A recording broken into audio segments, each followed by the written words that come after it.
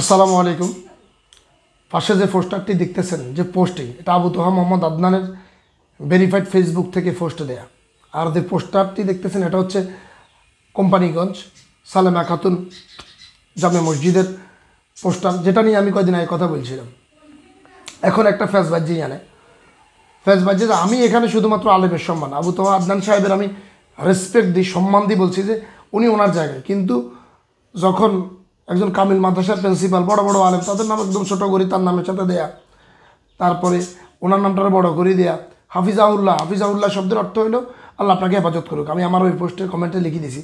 কিন্তু এই হাফিজাউল্লাহ শব্দটা দিয়ে আমাদের এই অঞ্চলের সাধারণ মানুষ মনে করে মানে বড় কিছু, এই জন্যই আতারা বড় মনে করেই কিন্তু আদনান হুজুরের সাথে লাগাইছে, মানলাম দোয়া মনে করে লাগাইছেন।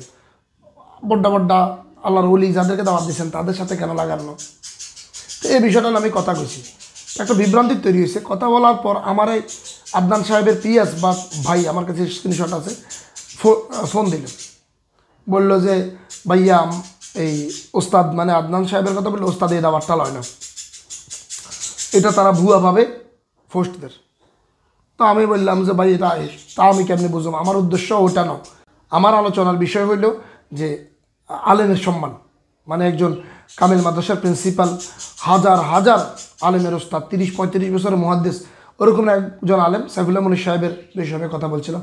যদিও সাইফুল্লাহ মুনীর সাহেব জানিয়ে দাওয়াত দিছে যে আদনান সাহেব প্রধান অতিথি নিয়ে আমার আপত্তি নাই। নামটা একদম একটা ছোটো কাজ আপনারা দেখতে পাচ্ছেন, যে আরেক সাইডে হুজুরেরটা এত বড়, মানে আমার কাছে দৃষ্টিকটু লাগছে। এটা লই কথা কইছি, আমি এটা নিয়ে এত আক্ষেপ নাই। তাদের মাহফিল আয়োজন, আমি আমার ভালো লাগা খারাপ লাগাটা জানাইছি। এটা আয়োজনের সাথে সম্পর্কিত না, আদনান হুজুরের দাওয়াতের সাথে সম্পর্কিত না। কিন্তু আদনান হুজুর জানাইলেন যে, ওনার পিএস জানাইলো যে হুজুরের দাওয়াত না দিয়ে এটা করা হলো। এবং এখানে দেখেন পোস্টে লিখে দিয়েছে মাহফিল কমিটিকে সরাসরি প্রতারক চক্র, এরকম একটা শব্দ ব্যবহার করছে, প্রতারক চক্র। তারা হুজুরের নাম ব্যবহার করি, এবং এরকম একটা জামিলা আদনান হুজুরের সাথে এক জায়গা হয়েছে। আপনারা গত বছর জানেন, ক্যামেরাটা আমরা বাঙ্গিলাইছি, সরাসরি আদনান সাহেবের গায়ে হাত উঠেছে।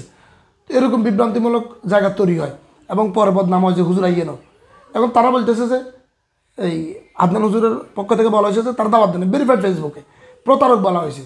মাহফিল কমিটির দুই একজন আমার ক্লোজ ভাই ব্রাদার আছে, ভাইয়া এই আমনের কারণে আঙ্গো মাহফিলটা ভাঙে গেছে, ইন্নালিল্লাহ।